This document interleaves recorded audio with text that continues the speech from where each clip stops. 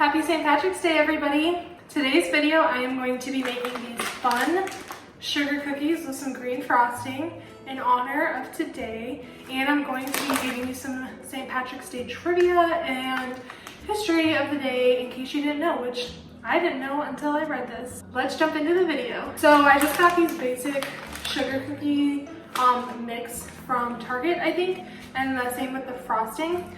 This is like literally basic recipe. All you need is 1 egg and 1 stick of butter, and then you just mix it together and that's it. And so this is perfect for non-bakers like me, where you mess up the recipe. It's basically foolproof, so we'll see how this goes. All right, so I'm gonna soften this butter so I can mix it in, and while I soften it, I'm gonna give you some trivia. Okay, so St. Patrick's Day has actually been observed in Ireland for 1,000 years. So basically this guy named St. Patrick came to Ireland and brought Christianity to Ireland. He lived during the 5th century. He's the patron saint of Ireland. He was actually born in Roman Britain, which is kind of interesting. Kidnapped and brought to Ireland at the age of 16 as a slave. He later escaped but then returned to Ireland and was credited with bringing Christianity to its people. So I think that's kind of cool. So this is really cool, and I didn't know this. So you know clovers, like shamrocks from Ireland? One of the most well-known legends of St. Patrick is that he explains the Holy Trinity using the 3 leaves of the clover, the shamrock, which is really kind of cool. It's a cool little comparison. So then St. Patrick's Day kind of came around the 9th and 10th century, and the actual first celebration of St. Patrick's Day didn't even happen in Ireland. It happened in America, in St. Augustine, Florida. My butter is now melted. I'm going to add in my...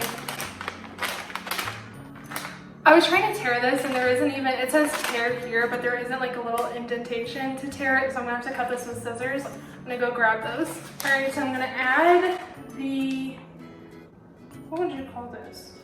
The cookie mix. The instructions say to first heat the oven to 375, then stir in the cookie mix, softened butter, and egg in a medium bowl until soft dough forms. So I'm gonna go heat up the oven really quick.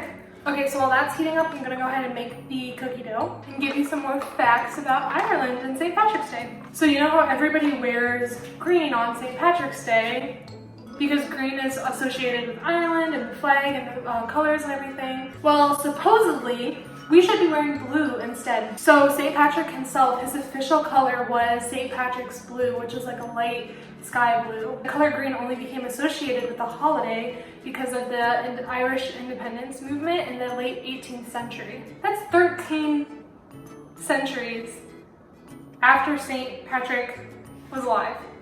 That's like 1,300 years. What? All right, so I'm really terrible at cracking these eggs. I always either get shell in it or get yolk everywhere. I used to be able to crack eggs with one hand, but now it's too risky, so can't do that.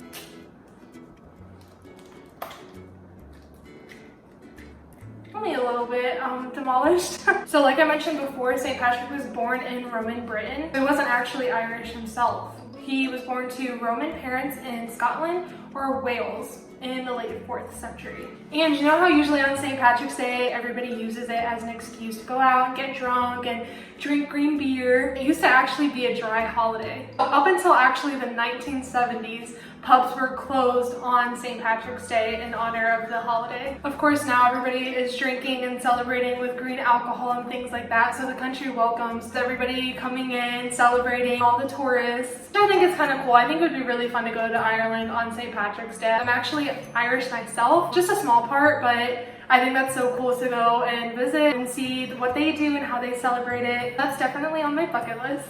Another fun thing that I would like to do someday would be to go to Chicago, because every year they dye their river green in honor of St. Patrick's Day. How cool would that be? The entire river, like that's a really big river and it's just completely dyed green. So America spends a lot of money on beer and alcohol on St. Patrick's Day.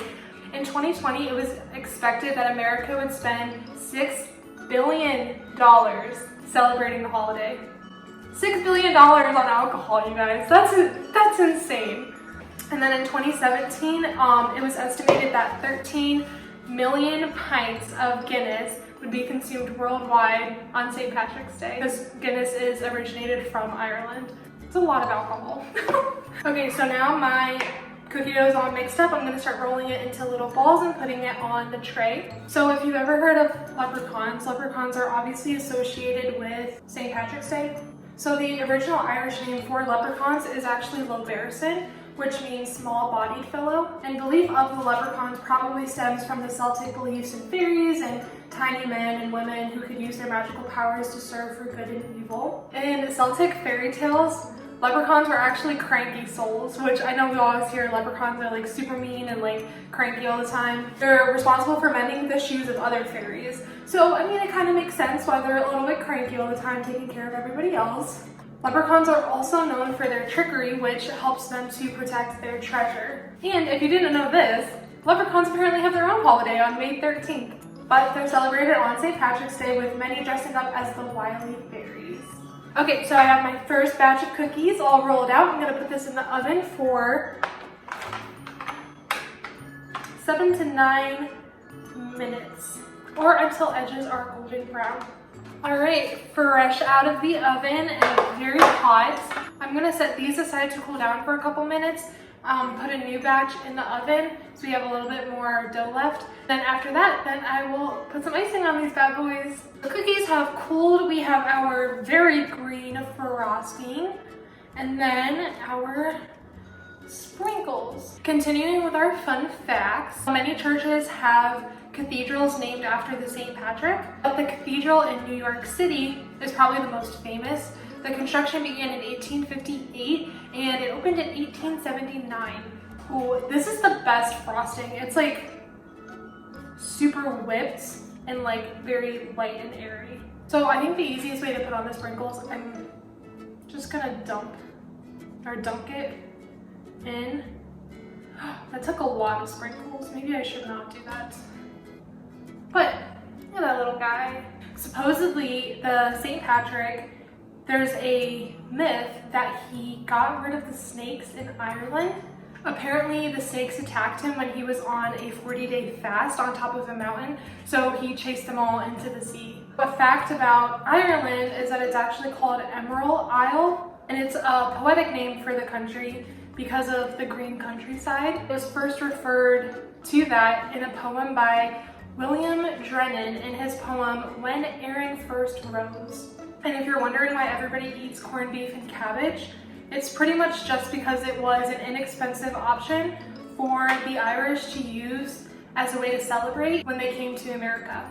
This cookie got a little burnt on the bottom, but that's okay. It'll just be a little toasty. So not relevant to St. Patrick's Day specifically, but relevant to the Irish and Ireland. One of my favorite Disney movies growing up was The Luck of the Irish. It's on Disney Plus, so I think I'm gonna watch it today in honor of the holiday. So the whole movie is about how this popular guy that was on the basketball team discovers that he actually came from a family of leprechauns, and he loses his luck because it was stolen from him.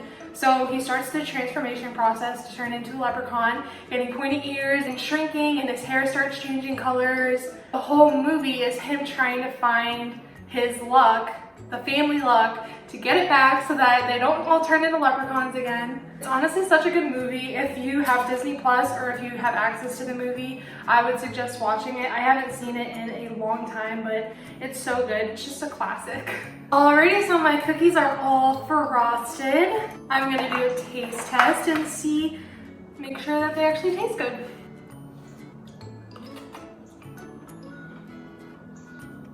This is really good.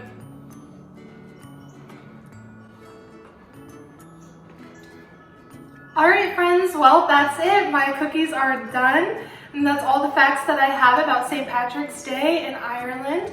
If you have any other facts or trivia, drop a comment down below. I hope you enjoyed this video. Give it a thumbs up if you did. Subscribe if you want to see more of my content. And don't forget to hit the little bell button for notifications whenever I post.